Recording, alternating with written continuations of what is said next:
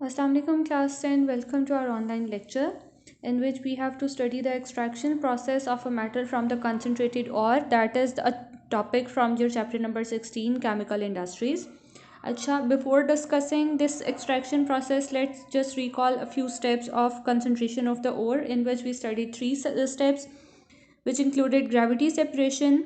Then we studied about the flotation process and electromagnetic separation. All of these three steps were related to the concentration of the ore. Like if we are taking up an ore in its raw form, आपके पास एक raw form में ore होता है जो बिल्कुल rocks की form में आप obtain करते हो कहीं से, एंड देन वी कंसनट्रेटेड. हम उसको कंसनट्रेट किस तरह से करते हैं? By removing impurities from it. हमने उसमें से इम्प्योरिटीज़ जिसको हमने एक स्पेसिफिक नेम दिया था इन दिस स्टडी, हमने उसको एक नेम दिया था गैंग पार्टिकल्स का, GANGUE. हमने ये पार्टिकल्स का नेम दिया था उनको. तो जब हमने उनमें से इसको रिमूव कर दिया तब हमारे पास एक कंसनट्रेटेड ओर आ गया था जिसमें से we have to extract our desired metal, desired element हमने जिसमें से एक्सट्रैक्ट करना था वो हमारे पास ऑब्टेन हो गया था. After actually concentrating the ore, we actually move towards the extraction of metal, and during the extraction of metal we have to perform a few steps. और वो कौन कौन से steps हैं आज हमने वो इंशाल्लाह इस लेक्चर में स्टडी करने हैं. There are basically 3 steps: roasting, smelting and bessemerization. ये 3 स्टेप्स हैं हमारे पास. रोस्टिंग का जो स्टेप है that is all related to roast something. जैसे आप रोस्ट करने से एग्जांपल लेते हो ना कि हम उसको हाई टेम्परेचर प्रोवाइड करते हैं. आप नट्स को रोस्ट करने की आप एग्जांपल जहन में लेकर आते हैं तो उसमें क्या होता है कि आपके पास जो रॉ नट होता है आप उसको रोस्ट करके बिल्कुल ड्राई कर देते हैं, उसमें से मॉइस्चर को निकाल देते हैं.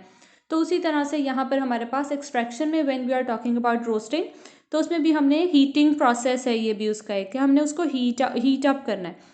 So let's start from this process, roasting process, in which the concentrated ore is heated. And how is it heated? It is heated in the excess of air.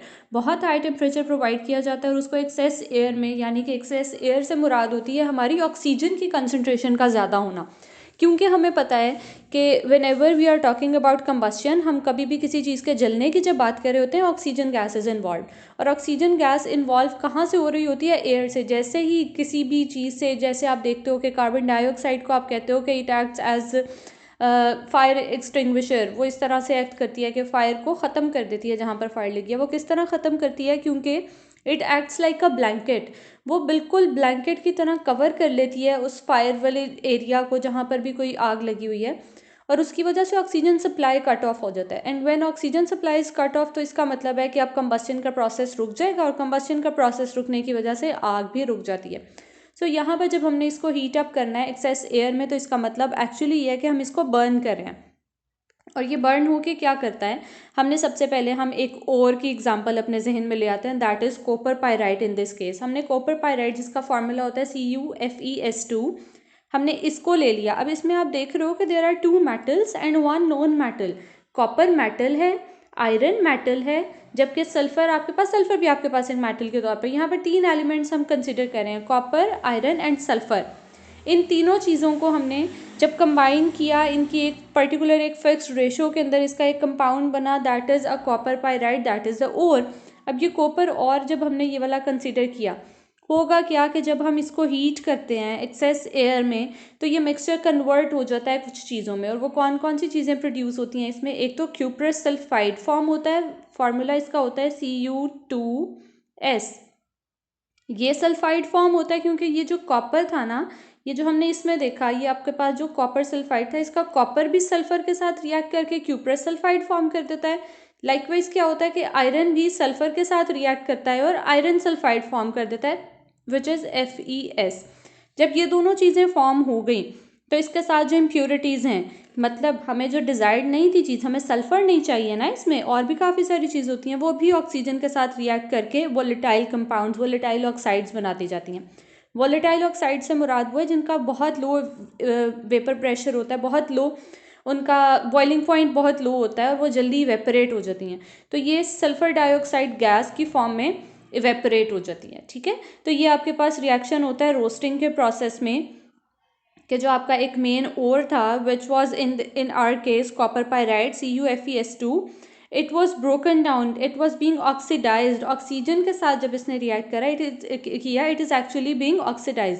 So when it is being oxidise it has to produce new substances, और new substances वो कौन कौन से produce करता है? It produces cuprous sulphide and iron sulphide. ये दो compounds हैं जो फॉर्म हो जाते हैं, और 7 वॉलेटाइल इम्प्योरिटीज़ होती हैं. मतलब सल्फर डाइऑक्साइड प्रोड्यूस हो रही है, that is not our concern कि वो कितनी प्रोड्यूस हो रही है और क्या है, क्योंकि we have to actually concentrate our ore. हमारे पास जो कंसनट्रेटेड ओर था उसमें से we have to extract that metal, जो हमारा मेटल डिज़ायर्ड मेटल है. जो हमने इस केस में डिज़ायर्ड मेटल हमारा यहाँ है कॉपर, क्योंकि कॉपर पाइराइट में से हमने कॉपर को एक्सट्रैक्ट करना है. तो हम इसमें से कॉपर से, चूँकि हमारा रेलेवेंट कंपाउंड ही कॉपर वाले होंगे, तो हमने सिर्फ उनकी बात करनी है जिसके अंदर कॉपर और दूसरे सारे कंपाउंड्स आ रहे हैं जिनके साथ रिएक्ट करवाना पड़ेगा हमें. So sulphur dioxide is not of our concern, हमने उसको बिल्कुल इग्नोर कर देना. आगे हम चलते हैं नेक्स्ट स्टेप की तरफ, which is smelting. After roasting हमारे पास आप यहाँ देख रहे हो दो कंपाउंड्स फॉर्म हो रहे हैं ना, क्यूप्रस सल्फाइड और फेरस सल्फाइड. इन दोनों को लेकर अब हम आगे चलेंगे. स्मेल्टिंग के प्रोसेस को हम दो प्रोसेसेस में, दो पार्ट्स में ब्रेक कर लेते हैं. सो होता क्या है कि फर्दर हम उसी रोस्टेड ओर को, जो हमारे पास क्यूप्रस सल्फाइड और फेरस सल्फाइड आ रहा था, we are actually further heating it. हम उन दोनों को दोबारा से हीट करते हैं, और हीट किसके साथ करते हैं? सैंड फ्लक्स और कोक के साथ. सैंड और कोक हमने उसके अंदर डाल दी है. एक्सोथर्मिक प्रोसेस, बहुत हाईली एक्सोथर्मिक प्रोसेस होता है ये. इस वजह से उसको थोड़ी सी हीट को मेंटेन रखने के लिए हमें इसके अंदर कोक डालना पड़ता है. कोक इज़ एक्चुअली कोल, हम उसके अंदर कोल ऐड करते हैं. और सैंड क्यों ऐड करते हैं ये भी हम आगे रिएक्शंस में देखेंगे कि सैंड का पर्पस क्या है यहाँ पर ऐड करने का. So when the reaction starts, what happens is कि जो फेरस सल्फाइड था, FeS, जो हमारे पास रोस्टिंग से प्रोड्यूस हो रहा था, वो रिएक्ट करता है फर्दर ऑक्सीजन के साथ. अब वो ऑक्सीजन के साथ रिएक्ट तो कर रहा है, ऑक्सीडाइज हो रहा है up to some extent.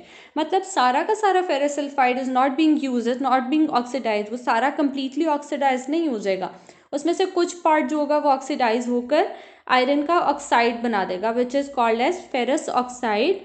Formula इसका होता है FeO. अब यहाँ पर ये FeO, फेरस ऑक्साइड, जब इसने प्रोड्यूस कर दिया, यही फेरस ऑक्साइड दोबारा से रिएक्ट करता है सिलिकेट के साथ. जो आपके पास सिलिकॉन डाइऑक्साइड था, सैंड का फार्मूला होता है ना SiO2, ये रिएक्ट करता है आयरन ऑक्साइड, जो फेरस ऑक्साइड प्रोड्यूस हो रहा था. It further react with Sands, SiO2 silicon dioxide, इसके साथ रिएक्ट करके एक कंपाउंड फॉर्म कर देता है जिसको हम कहते हैं FeSiO3, आयरन सिलिकेट.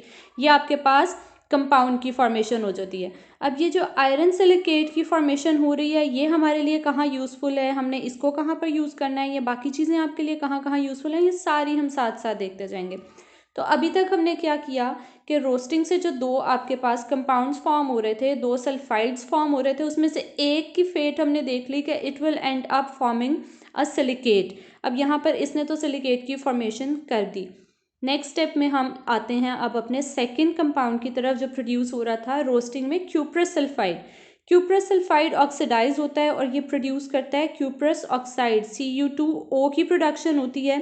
साथ सल्फर डाइऑक्साइड है, वो भी आपके पास चूंकि वोलेटाइल इम्प्योरिटी है तो वो भी स्केप कर जाती है, इवेपोरेट कर जाती है आपके.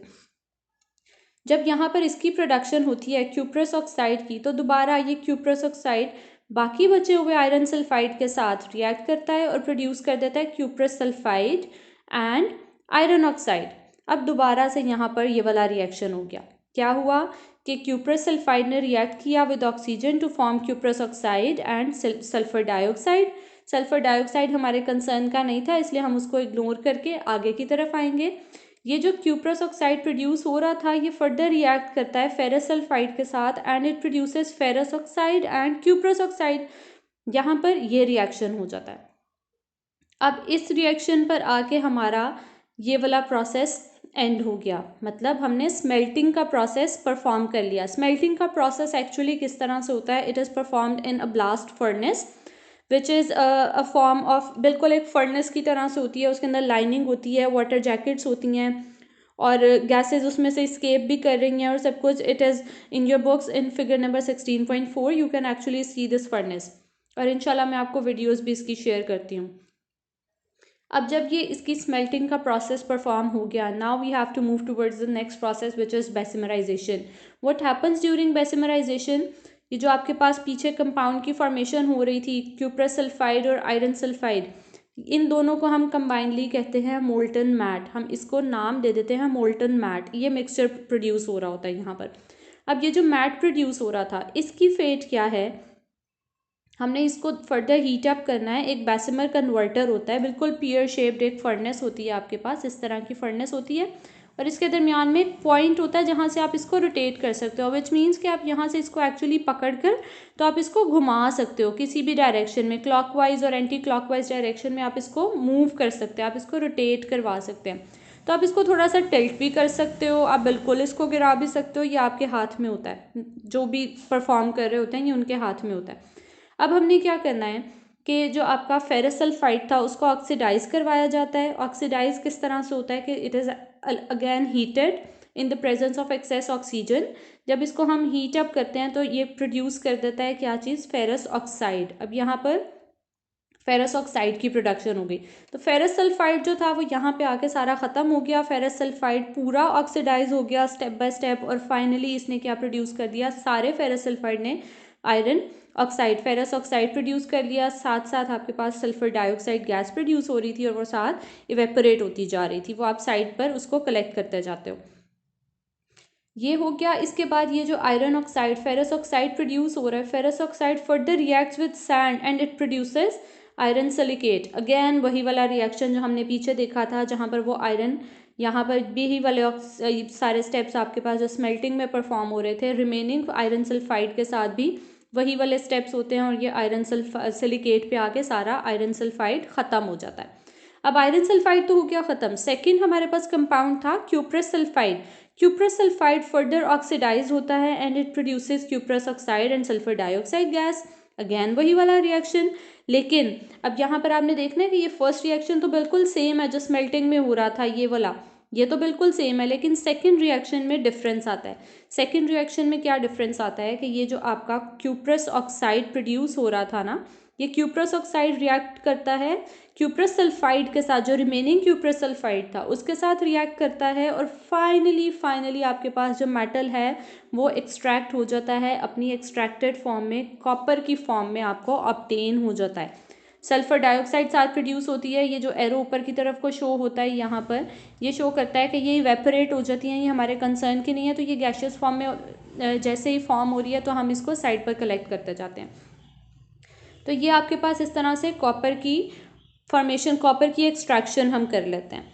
अच्छा, ये कॉपर की एक्सट्रैक्शन जो हो जाती है, अब इस कॉपर के साथ हम क्या करते हैं कि इस कॉपर को आप दोबारा से कूल कर लेते हैं, आप इसको डिफरेंट मोल्ड्स में रखते हो, जो शेप आप देना चाहते हो, जिनको हम कहते हैं सांचों के अंदर डाल दिया जाता है, तो बिल्कुल उसी तरह से इनको मोल्ड्स में डाला जाता है, पोर किया जाता है, फिर इसको कूल किया जाता है, and when it has cool down, तो फिर क्या करता है कि चूंकि इसके अंदर गैसेज डिजॉल्व हुई होती हैं, जो सल्फर डाइऑक्साइड गैस है इवेपोरेट तो हो रही है, लेकिन कुछ जो उसके अंदर रह गई होती है वो क्या करती है, जैसे जैसे ये कूल डाउन होता जाता है तो वो बबल्स की फॉर्म में इसके ऊपर आना शुरू हो जाती है, और वो बबल्स बिल्कुल ऐसे लग रहे होते हैं जैसे ब्लिस्टर्स होते हैं, हम जिसको कहते हैं ना कि छाले से बन रहे होते हैं, बिल्कुल उस तरह से उसके ऊपर ब्लिस्टर्स की फॉर्म में वो कॉपर जो मेटल आपके पास एक्सट्रैक्ट हो रहा था उसके ऊपर वो गैसेज आना शुरू हो जाती हैं, और वो ब्लिस्टर्स की वजह से हम इस कॉपर को कहते हैं कि ये ब्लिस्टर कॉपर प्रोड्यूस हो रहा है। हमने जो मेटल एक्सट्रैक्ट किया दैट इज़ ब्लिस्टर कॉपर, सिर्फ उसकी फॉर्मेशन की वजह से कि वो किस तरह का हमें अपीयरेंस उसकी किस तरह की आ रही है, उस वजह से हम उसको ब्लिस्टर कॉपर कहते हैं। That is